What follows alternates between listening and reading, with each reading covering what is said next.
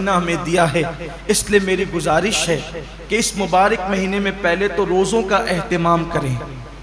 اور جن کو چھوٹی موٹی بیماریاں ان سے بھی کہتا ہوں بیماری کا بہانہ لے کے سر درد ہے، بخار آ گیا ہے، کورونا ہو گیا ہے،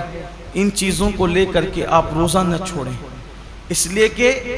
وہ اور بیماریاں ہیں اور اس حد تک بیماری ہے جس کو بہت سیریس میٹر کہتے ہیں، وہاں روزہ چھوڑنے کی اجازت ہے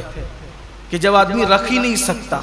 بیماری بڑھ جانے کا یقین ہو، مر جائے گا، بیماری بڑھ جائے گی، تکلیف بڑھ جائے گی، جب کوئی مسلمان پابند شرع کوئی دین کی سمجھ رکھنے والا ڈاکٹر کہہ دے تو بات الگ ہے،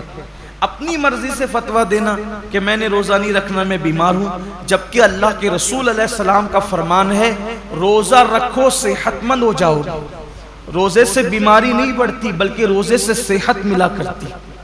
جب اللہ کے رسول نے کہہ دیا جو طبیبوں کے طبیب ہے، جو حکیموں کے حکیم ہے،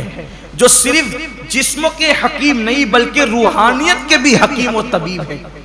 تو جب اس رسول نے فرما دیا روزہ رکھو صحت مند ہو جاؤ گے تو پھر صحت ملنا ہی ملنا ہے، اس لیے بہانہ نہ کرو۔ ایک حدیث پاک اور یاد آتی ہے، فرمایا گیا ہر قسم ہر چیز کی زکوٰۃ ہے،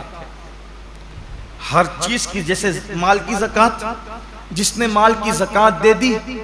اس کا مال اللہ کے قلعے میں محفوظ ہو گیا، اب اس کے مال کو کوئی نقصان نہیں ہو سکتا۔ ایسے ہی جان کی بھی زکوٰۃ ہے، جسم کی بھی زکوٰۃ ہے، تو جان کی زکوٰۃ کیا ہے؟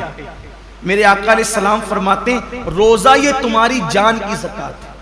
تمہارے جسم کی زکوٰۃ، مطلب جو لوگ روزہ رکھ لیتے ہیں اب ان کی جان بھی اللہ محفوظ کر لیتا ہے، وہ مہلک بیماریوں سے، موذی بیماریوں سے محفوظ ہو جاتے ہیں۔ آپ دیکھیے اللہ کے اولیاء، آج جتنی کثرت سے بیماریاں ہیں پہلے نہیں تھی، اور جو بیماریاں آج ہیں وہ پہلے نہیں تھی، کیوں؟ اس دور میں لوگ صرف رمضان شریف کے روزے نہیں رکھتے تھے بلکہ مہینے میں 13، 14، 15 تاریخ کو بھی اکثر مسلمان روزہ رکھتے تھے، 3 روزے تو مہینے میں رکھتے ہی تھے مسلمان، پھر اس کے بعد جو اور دین سے قریب تھے وہ پیر اور جمعرات کے بھی روزے رکھتے تھے، پھر موقع بموقع عاشورہ کا روزہ، یہ روزہ وہ روزہ، یعنی جو موقع آیا اس کے بہانے سے روزے رکھتے تھے، اس لیے یہ بیماریاں ان کو نہیں تھی جن بیماریوں میں ہم مبتلا ہیں، کیوں؟ کیونکہ وہ جسم کی زکوٰۃ نکالتے رہتے تھے، اور جب زکوٰۃ نکلتی رہے گی تو جسم محفوظ ہوتا رہے گا۔ ہم سمجھتے ہیں کہ کھانے سے طاقت ملتی ہے، طاقت کھانے سے نہیں ملتی، کھانا تو ایک بہانہ ہے۔